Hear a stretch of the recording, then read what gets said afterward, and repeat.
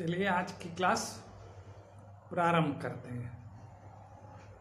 आज की class BA third year का थर्ड पेपर है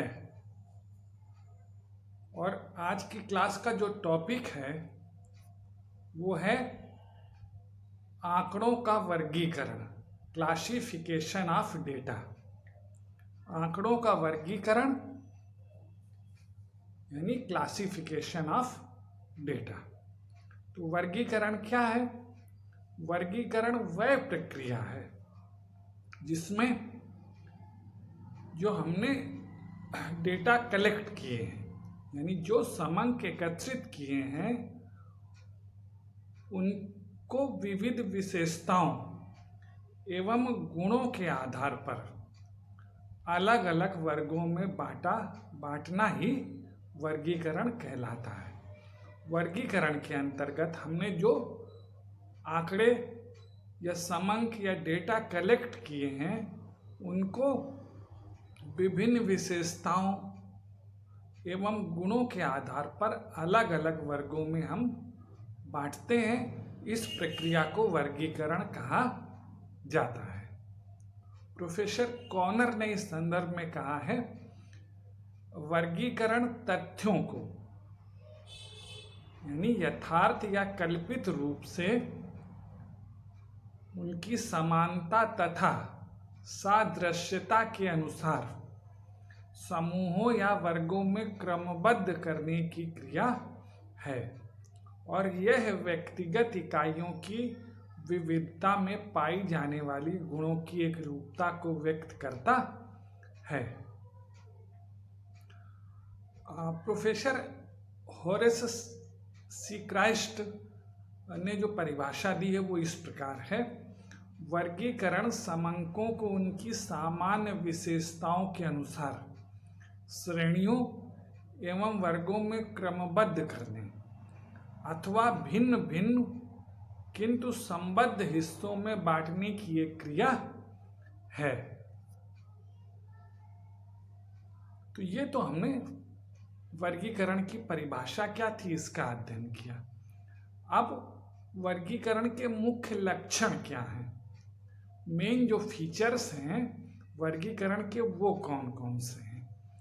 तो जो अभी हमने परिभाषाएं दो पढ़ी उनके अनुसार जो वर्गीकरण के मुख्य लक्षण हैं वो इस प्रकार से हैं। पहला है, वर्गीकरण के अंतर्गत संकलित समंकों को विभिन्न वर्गों में बांटा जाता है। यानी जो वर्गीकरण के अंतर्गत जो हम डेटा कलेक्ट करते हैं उनको विभिन्न वर्गों में हम बांटते हैं। वर्गों का निर्धारण जांच के उद्देश्य, क्षेत्र एवं स्वरूप पर निर्भर करता है। जो वर्गों का निर्धारण है वो किस पर निर्भर करता है? जांच के उद्देश्य क्या है, क्षेत्र, जांच का क्षेत्र क्या है, जांच का स्वरूप क्या है, इस पर निर्भर करता है। जैसे कि उदाहरण 1985-86 में जीवाजी विश्वविद्यालय ग्वालियर ने पंजीकृत यानी रजिस्टर्ड जो स्टूडेंट्स हैं उनकी संख्या को निम्न में से किसी एक आधार पर वर्गीकृत किया। जैसे लिंग यानी लड़के हैं कि लड़कियां हैं, आयु जैसे 15 से 19 वर्ष, 20 से 24 वर्ष, लंबाई, भार, धर्म, जाति, प्रांतीयता आदि, इसके आधार पर उन्हें वर्गीकृत किया जा सकता है। दूसरा वर्गीकरण का लक्षण क्या है? पहला तो ये वर्गीकरण का लक्षण है कि संकलित जो समंक है उनको हम विभिन्न वर्गों में बांटते हैं। दूसरा है, तथ्यों का विभाजन समानता तथा सजातीयता के आधार पर किया जाता है, अर्थात एक प्रकार की विशेषता वाले समंक एक वर्ग में रखे जाते हैं। जब हम वर्गीकरण करते हैं तो जो समंक समान है या सजाती हैं, एक गुण वाले हैं, एक विशेषता वाले हैं, उनको हम एक वर्ग में रखते हैं और जो दूसरे विशेषता के हैं उन्हें दूसरे वर्ग में रखते हैं। ये वर्गीकरण की दूसरी विशेषता या लक्षण है। तीसरा है वर्गीकरण वास्तविक या फिर काल्पनिक हो सकता है। जो वर्गीकरण है वो वास्तविक हो सकता है या काल्पनिक हो सकता है। तथ्यों के प्राकृतिक गुणों के आधार पर किया गया वर्गीकरण वास्तविक होता है। जो तथ्य हैं और उन तथ्य के जो नेचुरल गुण हैं, प्राकृतिक गुण हैं, उसके आधार पर जो वर्गीकरण किया गया है वो वास्तविक वर्गीकरण है। और जब अनुसंधानकर्ता अपनी इच्छा के आधार पर वर्गीकरण करता है तो ये काल्पनिक वर्गीकरण होता है। अगला है चौथा, वर्गीकरण इस प्रकार किया जाता है। वर्गीकरण इस प्रकार किया जाता है कि व्यक्तिगत इकाइयों की विविधता में उनकी एकरूपता स्पष्ट हो जाए। यानी वर्गीकरण हम इस तरह से करते हैं कि जो उनकी विविधता है, जो अलग अलग प्रकार के हमने समंक एकत्रित किए हैं, उनमें भी क्या हो, एक रूपता प्रदर्शित हो। इस तरह से हम वर्गीकरण करते हैं। तो ये वर्गीकरण का चौथा लक्षण है। अब वर्गीकरण के उद्देश्य या कार्य कौन कौन से हैं, ये हम जानकारी प्राप्त करते हैं। तो objects are function of classification. पहला जो वर्गीकरण का उद्देश्य या कार्य है वो है सरल व संक्षिप्त बनाना। क्या है? वर्गीकरण का जो सबसे पहला उद्देश्य है, प्रमुख उद्देश्य है, वो है समंकों की जटिलता को दूर करना और दूर करके उन्हें सरल व संक्षिप्त रूप देना। यानी वर्गीकरण का जो सबसे प्रमुख उद्देश्य या कार्य है वो ये है कि समंक जो जटिल हैं, समंकों की जो जटिलता है उसको दूर करके समंकों को सरल और संक्षिप्त रूप देना। अच्छा, वर्गीकृत समंकों को समझना एवं याद करना आसान होता है और वर्गीकरण के पूर्व जो समंक हैं उन्हें याद करना और समझना मुश्किल होता है। अर्थात इसमें बौद्ध गम्यता होती है। जैसे उदाहरण, भारत के 68.5 करोड़ लोगों में से यदि प्रत्येक व्यक्ति की अलग अलग आयु लिखी जाए तो समंकों के इस विशाल समुद्र से कोई भी निष्कर्ष नहीं निकाला जा सकता। सबकी अगर अलग अलग आयु लिखी जाए तो हम उससे कोई भी निष्कर्ष नहीं निकाल सकते। लेकिन अगर इन समंकों को विभिन्न आयु वर्ग में प्रस्तुत किया जाए, जैसे कि 0 से 10, 10 से 20, 20 से 30, 30 से 40, इस तरह से वर्ग बना करके हम आयु को प्रस्तुत करें तो हमें जो समंक है न केवल समझ में आएंगे और उनको समझने में सरलता भी रहेगी और इससे आय वितरण की जानकारी भी प्राप्त की जा सकती है। तो वर्गीकरण का जो पहला उद्देश्य या कार्य है वो है सरल व संक्षिप्त बनाना समंकों को। दूसरा जो कार्य है वर्गीकरण का वो है तुलना में सहायक। तुलना में सहायक वर्गीकरण समंकों के बीच अर्थपूर्ण तुलना करता है और तो वर्गीकरण का जो दूसरा कार्य है या उद्देश्य है वो है वर्गीकरण समंकों के बीच तुलना करना। जैसे कि उदाहरण, विश्वविद्यालय के विद्यार्थियों का लिंग के अनुसार वर्गीकरण करके हम पुरुष और स्त्रियों के बीच उच्च शिक्षा के प्रचलन की तुलना आसानी से कर सकते हैं, जबकि अवर्गीकृत समंकों से इस प्रकार की कोई भी जानकारी प्राप्त नहीं की जा सकती है। यानी वर्गीकरण से हम दो समंकों के बीच आसानी से तुलना कर सकते हैं। और अगर हम वर्गीकरण नहीं करेंगे तो जो हमने डेटा कलेक्ट किए हैं उनके बीच तुलना नहीं कर सकते हैं। तो जो वर्गीकरण है वो तुलनात्मक रूप से अध्ययन करने में हमें मदद करता है।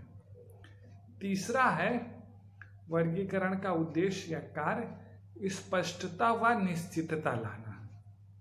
स्पष्टता व निश्चितता लाना यानी वर्गीकरण से सांख्यिकीय तथ्यों की समानता स्पष्ट हो जाती है और फिर समंकों को समानता और असमानता के आधार पर कुछ निश्चित वर्गों में बांटने से उनकी अनिश्चितता समाप्त हो जाती है। यानी वर्गीकरण का जो तीसरा उद्देश्य या कार्य है वो है स्पष्टता और निश्चितता लाना।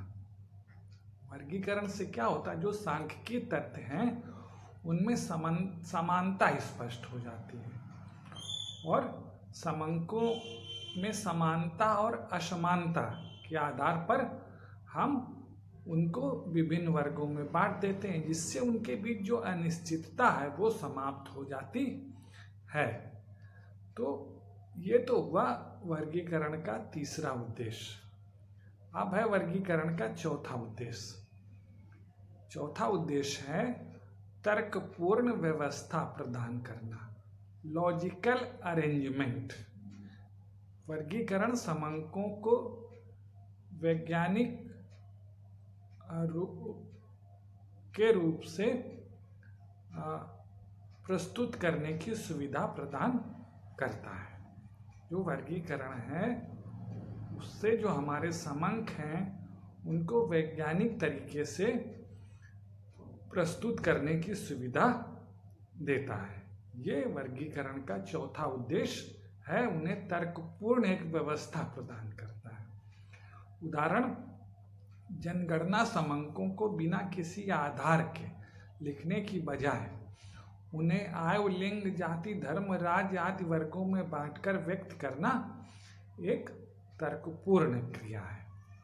अगर हमने जनगणना हमें जानते हैं कि हर 10 साल बाद हमारे यहाँ जनगणना होती है और जो जनगणना में समंक एकत्रित किए गए हैं उनको अगर हम किसी आधार के बिना लिखें तो फिर वो एक तर्कपूर्ण कार्य नहीं है।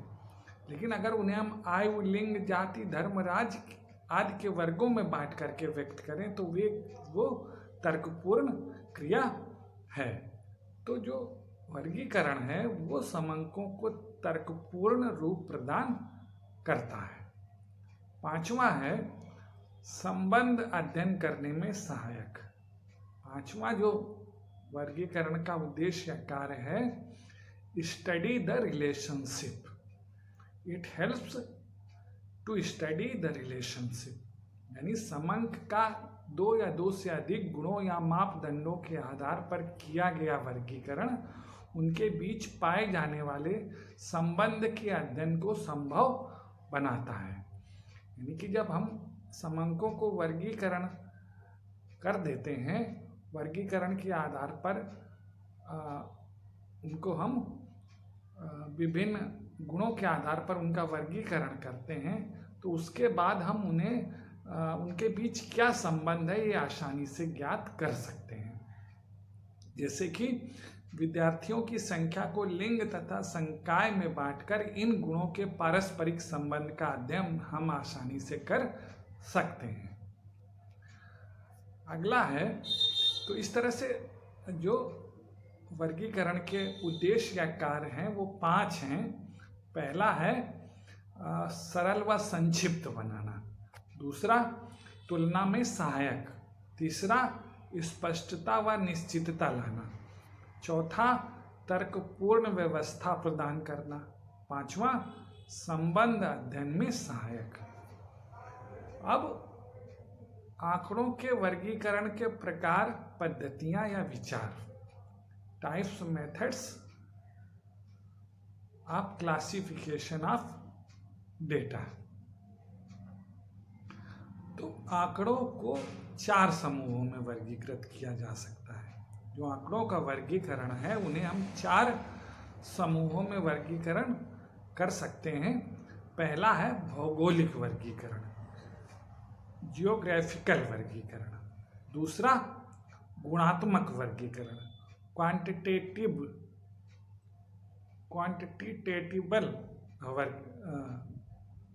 क्लासिफिकेशन।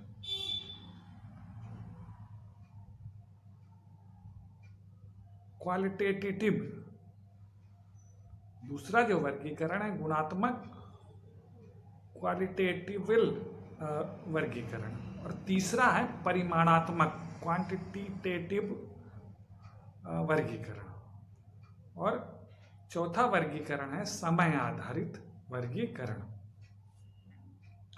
तो आंकड़ों को हम 4 प्रकार से इनका वर्गीकरण कर सकते हैं। भौगोलिक वर्गीकरण, दूसरा गुणात्मक वर्गीकरण, तीसरा परिमाणात्मक वर्गीकरण और चौथा समय आधारित वर्गीकरण।